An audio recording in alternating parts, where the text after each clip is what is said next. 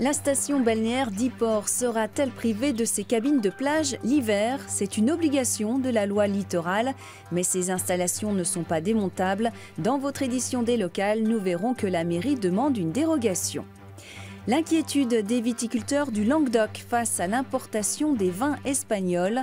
Nous irons à la rencontre d'un exploitant du Gard qui dénonce une concurrence de plus en plus déloyale. Mais avant, revenons sur le rachat des chantiers navals STX de Saint-Nazaire par Fincantieri. Le groupe italien ne sera pas majoritaire, des conditions qui conviennent aux salariés et aux élus locaux. Les Italiens qui s'amarrent au chantier de Saint-Nazaire, un épisode de plus. Ici, on n'insulte pas l'avenir, même si parmi les 2600 CDI et quelques 5000 sous-traitants, personne ne sait quelles seront les conséquences d'une telle reprise. On a toujours peur que ça parte ailleurs, c'est clair. Bon, on pense que non. Avec STX, il y a eu le même problème, on a eu peur que ça parte ailleurs, ça n'est pas parti ailleurs. Je pense qu'avec les Fincantieri, ça sera pareil. Comme je dis, je pense même que ça peut être un mieux pour nous s'ils nous amènent des concurrents comme Carnival et les autres armateurs. Pour un montant de 80 millions, Fincantieri pourrait donc disposer de 48% des chantiers nazériens. L'État français, actionnaire, disposant d'un droit de veto pendant 20 ans pour éviter tout transfert de compétences à l'étranger.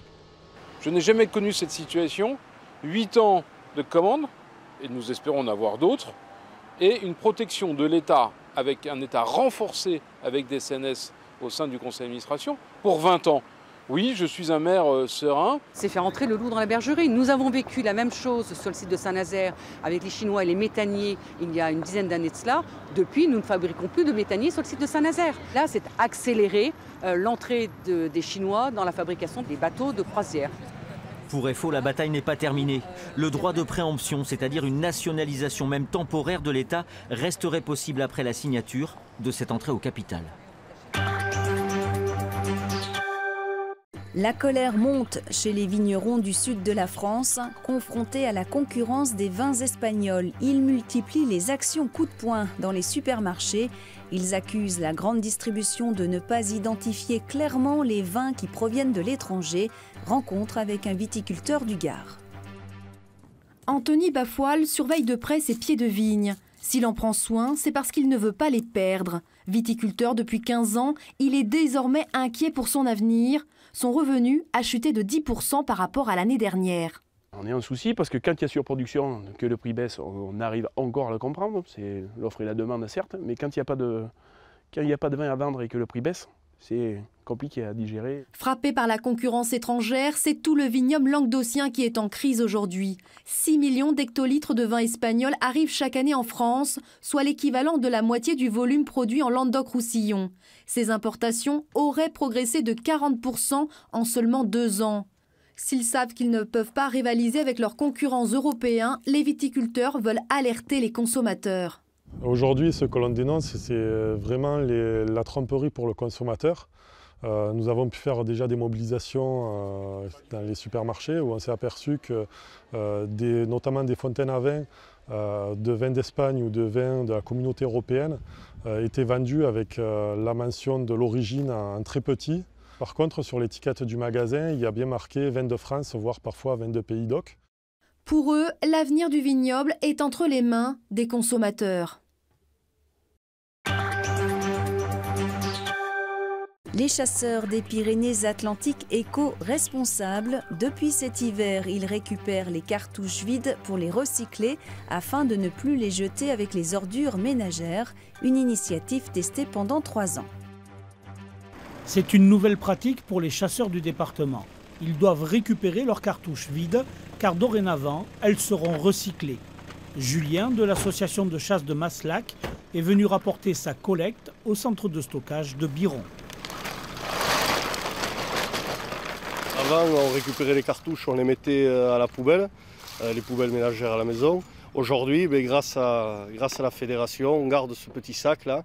On les met soit je l'ai à disposition au local de chasse de notre ACCA et on va les amener chaque fin de semaine. Ou alors je les récupère à droite à gauche à des amis chasseurs. Les Pyrénées-Atlantiques comptent 19 200 chasseurs, des acteurs du milieu naturel qui aujourd'hui sont invités à ne plus jeter leurs munitions. Les premiers concernés sont notamment les chasseurs de palombes, gros consommateurs de cartouches. Une cartouche, c'est un étui plastique et un culot en laiton qui peut être recyclé. Il ne faut pas croire que les chasseurs tirent énormément de cartouches. Ils s'en tirent pas mal dans les cols des Pyrénées pour la chasse à la palombe. Mais nous avons l'espoir cette année d'associer les balles-trappes de la région. Ils sont au nombre d'une dizaine. D'après nos calculs, il y aurait pratiquement, rien que pour les balles-trappes, 1 million de cartouches à récupérer. Associée à l'opérateur privé Suez, la Fédération de chasse du département a lancé cette première opération sur 3 ans. Les cartouches seront ensuite acheminées au centre de recyclage de Bègles. Et pour terminer, elles font partie du paysage depuis plus d'un siècle, quelles que soient les saisons. Les cabines de plage de la station balnéaire d'Yport pourraient désormais disparaître l'hiver, une mesure pour respecter la loi littorale, mais la mairie est confrontée à un problème de taille, ces installations ne sont pas démontables. D'Yport, on a souvent en tête l'image de ces bateaux de pêche étendus sur les galets, mais aussi de ces cabines de plage. Présentes dans le petit port depuis plus d'un siècle, été comme hiver, elles devront bientôt être démontées après la saison estivale, comme l'impose la loi littorale de 2006. A priori, toutes les communes du littoral ont cette obligation, donc qui pèse sur elles. Et nous, bien, on a résisté jusque-là. Et donc, on a encore ces cabanes, on a ce qui fait la fierté des Yportais, aussi des visiteurs. Et donc, c'est pour cela qu'effectivement, elles sont encore là, hiver comme été. Au total, la direction départementale des territoires et de la mer demande le démantèlement hivernal de 11 cabines de plage et 3 cabanes commerciales.